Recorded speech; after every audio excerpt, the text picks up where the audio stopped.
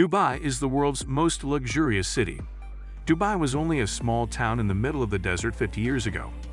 Today, Dubai is the Middle East's luxurious face and the most popular tourist destination in the region. You've probably seen pictures of the Burj Al Arab Hotel, a crescent-shaped skyscraper built on a man-made island. You're also probably aware that Dubai is home to the world's tallest building, and you may have even seen Tom Cruise scale it in a Mission Impossible film. The structure is known as the Burj Khalifa, and it stands 2,722 feet tall. Yes, I'm sure you're aware of some of the city's attractions, but today I'd like to tell you so much more. So here are all the outrageously expensive items available in Dubai. But first, a little history. How did Dubai grow from a small desert town to an extravagant oasis?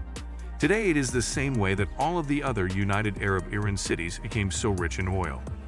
Abu Dhabi, which is only 90 miles from Dubai, is the richest city in the world.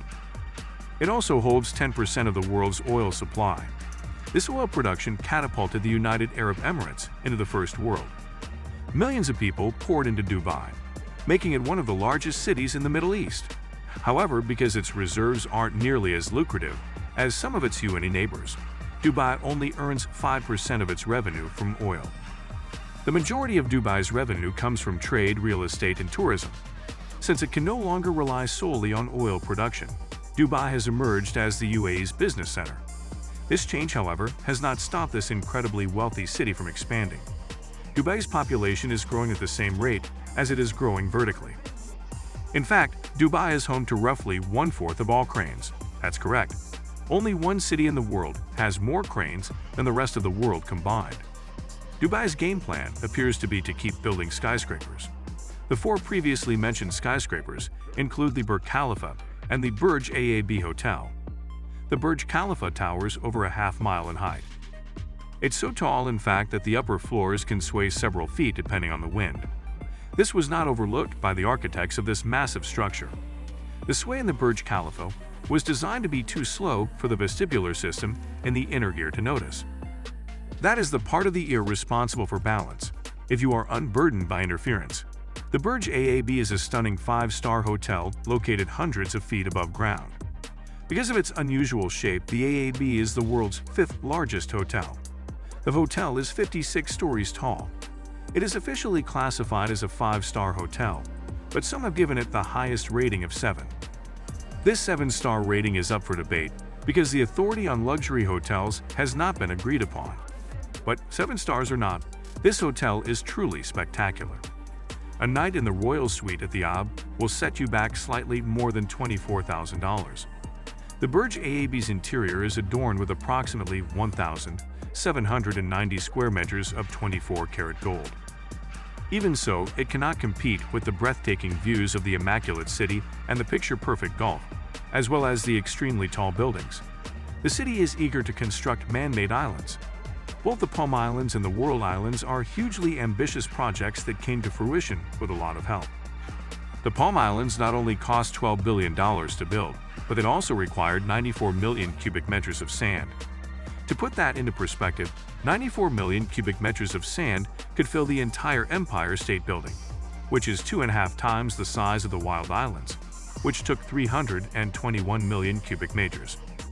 If you could just edit in 9 Empire State Buildings, you could add another $15 billion to the cost of man-made islands in Dubai, Theodore. In the first place, I'm not a big fan of sand because it's rough and gets everywhere. Nonetheless, I had a good time on Palm Island. Nothing exfoliates like the warm water of the Persian Gulf, as I've always said, but that's enough. Talk about an artificial island. Let us now turn our attention to the police force. Now, law enforcement isn't usually something that comes to mind when discussing luxury, but it is in Dubai as a means of attracting tourists. Supercars are used as patrol vehicles by the Dubai police force. This includes vehicles such as the Ferrari F, which costs around $500,000 USD. The Lamborghini Performed. This is worth around $400,000. And my personal favorite, a $1.79 million Aston Martin 177. Nothing makes a man feel more like James Bond than flooring, believe me. 177 Aston Martin. Ooh, it makes me want to go for a ride in mine right now. In any case, using these spectacular vehicles is just Dubai being Dubai. But hey, Dubai is the world's 8th safest city, so more power to them. This isn't entirely due to the supercars. The UAE in general has rather strict laws as a result of the Islamic constitutional monarchies that run the Emirates government. Some Sharia laws exist in Dubai as well, so if you're on vacation with your girlfriends, keep an eye out for the bougie cops. Make sure you don't get caught smooching because it could get you deported. However, due to the high volume of tourism in Dubai, some areas are much more lenient. Alcohol, for example, is not permitted in a traditional Middle Eastern setting, but it is in Dubai. It is estimated that around 15% of Dubai's population is Amora in specific institutions, such as hotels and clubs, while the remaining 85% are from outside the city. Roughly half of the population is made up of workers who are constructing hundreds of skyscrapers, which makes sense given the crane situation. The majority of these workers are from India, Pakistan, and Bangladesh, which brings us to the unfortunate side of the situation. There is a significant class divide.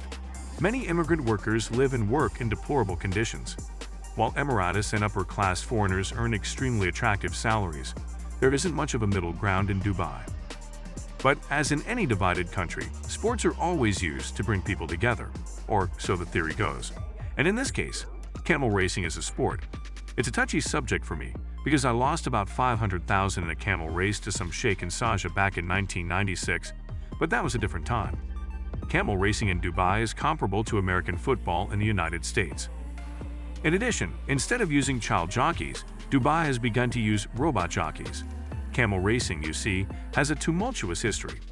It used to be that small children were forced to ride camels, which led to human trafficking in less developed areas.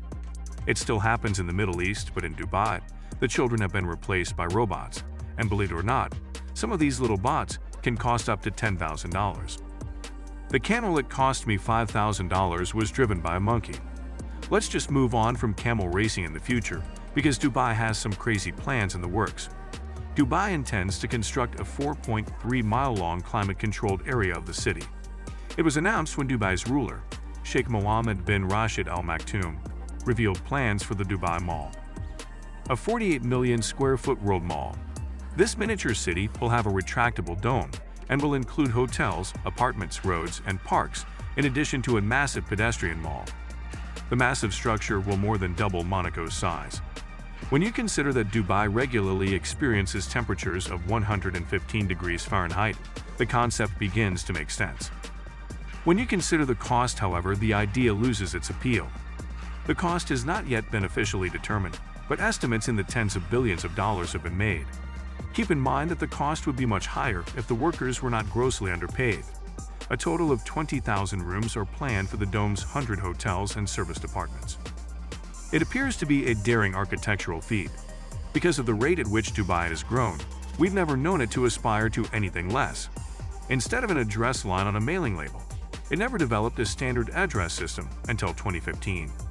Residents could draw a map or write down specific instructions in a designated area. Fortunately, they've established 10-digit numbers that serve as addresses, and I'm sure it's a lot easier to be a delivery driver in Dubai these days. So that you have it, Dubai. Oh, and I almost forgot to mention the cherry on top. The mega-rich residents of Dubai do not send a single penny of their earnings to the. There is currently no income tax in Dubai. Another feature that contributes to Dubai being one of the most appealing places to visit on the planet. That's all I have for you today. If you enjoyed the video, please like and subscribe. I'm Finite as usual. See you until next time.